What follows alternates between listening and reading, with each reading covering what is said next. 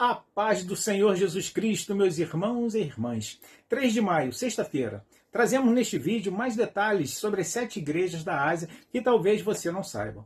No último vídeo, relatamos que as igrejas mencionadas nos capítulos 2 e 3 representam todas as igrejas em todos os séculos, iniciando na dispensação da graça ou do Espírito Santo, conhecida também como dispensação da igreja até o arrebatamento. Hoje teceremos detalhes entre a associação da história de cada igreja com o tempo cronológico já vivido, o que estamos vivendo e o tempo que virá. 7 são as igrejas citadas nos capítulos 2 e 3. Este número, de acordo com a numerologia bíblica, indica perfeição, plenitude. Ele ocorre várias vezes no livro do Apocalipse. 7 igrejas, 7 espíritos, 7 candeeiros, 7 estrelas, 7 selos, 7 chifres, 7 anjos com 7 trombetas, 7 trovões, 7 cabeças com 7 coroas, 7 diademas, 7 pragas, 7 montes, 7 reis. A igreja cristã foi fundada pelo próprio Jesus Cristo. Sua igreja passaria por 7 períodos representados pelas 7 igrejas. Há um detalhe que às vezes passa despercebido e alguns leitores acabam crendo que só havia 7 igrejas naquela região. Na verdade, havia mais de 7 igrejas na Ásia, como por exemplo Colossos, Colossenses 1:2 e Miletos, Atos 20:15. Mas Deus, em sua onisciência, escolheu estas 7, pois suas características e estado espiritual nos dias de João representariam 7 períodos pelos quais seu povo passaria, desde a primeira até a segunda vinda de Cristo. A primeira igreja a ser citada é de Éfeso, identificada como uma igreja vitoriosa. A cidade de Éfeso estava situada na costa ocidental da Ásia Menor. Possuía um grande porto que funcionava como uma porta de entrada da província romana da Ásia e ponto de partida para a rota comercial. A sua localização era privilegiada, talvez por isso tenha recebido o nome de Éfeso, que significa desejável. Era uma cidade adornada com formosos templos e sede do culto à deusa Diana, Atos 19:27. Culto este altamente moral com ritos orgíacos de fertilidade. Paulo visitou várias vezes esta igreja e Timóteo, seu discípulo, provavelmente era o pastor dela nos dias de João. A presença desses líderes ajudou na manutenção de uma doutrina pura e zelo missionário. Foi um período de grande crescimento evangelístico para todo o evangelho de Cristo. A igreja de Éfeso representa o período da igreja cristã, que vai do ano 31 depois de Cristo até 100 depois de Cristo, data aproximada da morte de João, o último dos apóstolos a falecer. Foi uma época de pureza doutrinária e grandes avanços evangelísticos. Contudo, a profecia já falava de um abandono do primeiro amor e da necessidade de arrependimento. Apocalipse 2, 4, 5.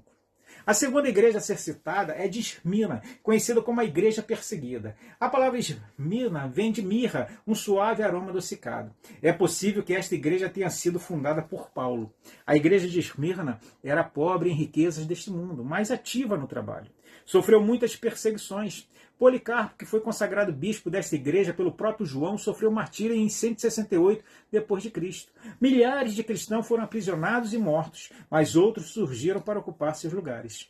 Os sofrimentos que suportavam levavam os membros de Esmirna para mais perto uns dos outros e de seu Redentor.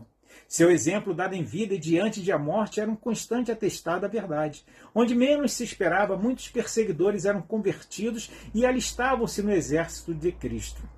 Esmirna representa o período que vai desde a morte de João por volta do ano 100 depois de Cristo até 313 depois de Cristo. Na carta está escrito: eis que o diabo lançará alguns de vós na prisão, para que sejais tentado, e tereis uma tribulação de 10 dias. Sê fiel até a morte, e dar-te-ei a coroa da vida. Apocalipse 2:10. Conforme o princípio dia-ano de interpretação profética, estes 10 dias se aplicam ao período de 303 depois de Cristo, quando fortes perseguições foram movidas contra os cristãos pelo imperador romano Diocleciano em 313 depois de Cristo. Quando Constantino, agora imperador, assina o Edito de Tolerância de Milão, dando liberdade de culto aos cristãos e restituindo os bens confiscados. A igreja seguinte é de Pérgamo, conhecida como a Igreja Popular. Pérgamo significa altura ou elevação, pois a cidade construída pelos gregos estava numa elevação de 300 metros acima do nível do mar. E dito que lá é onde está o trono de Satanás, Apocalipse 2:13. Após a derrota para os persas em 539 a.C., sacerdotes de Babilônia fugiram para a Ásia Menor e fixaram em Pérgamo. Ali continuaram a promover os ritos de sua religião politeísta e os elementos deste culto rústico foram transferidos para Pérgamo e depois para Roma. Foi assim que, quase imperceptivelmente, os costumes pagãos ingressaram na igreja cristã. Enquanto a igreja foi perseguida lá no período de Esmirna, não houve conformidade com o paganismo. Todavia, quando cessaram as perseguições devido ao edito de tolerância e o cristianismo entrou nas cortes e palácios reais, perdeu a simplicidade dos ensinos de Cristo e dos apóstolos, em troca da pompa e do orgulho dos sacerdotes e governadores pagãos. Pérgamo representa a história da igreja cristã no ano 313 d.C. até 538, quando após a queda do Império Romano. Sai de cena o imperador e surge o papado. A transigência entre o paganismo e o cristianismo neste período resultou no desenvolvimento do homem do pecado, segundo a Tessalonicenses 2,3, opondo-se a Deus e exaltando-se sobre ele. Em 533, Justiniano, imperador de Roma Oriental, já havia declarado ser o Papa, cabeça de todas as igrejas. Em fevereiro de 538, após a expulsão de Roma da última tribo antagônica ao papado, os ostrogodos, deu-se início ao período de supremacia papal, que, segundo a profecia, deveria durar 1260 anos. Daniel 7:25, Apocalipse 12:6, 13:5. Chegamos assim, meus irmãos, ao final deste vídeo, onde falamos um pouco mais sobre as 3 igrejas da Ásia. Na próxima sexta-feira, continuaremos falando sobre elas. Aguarde, assista e compartilhe.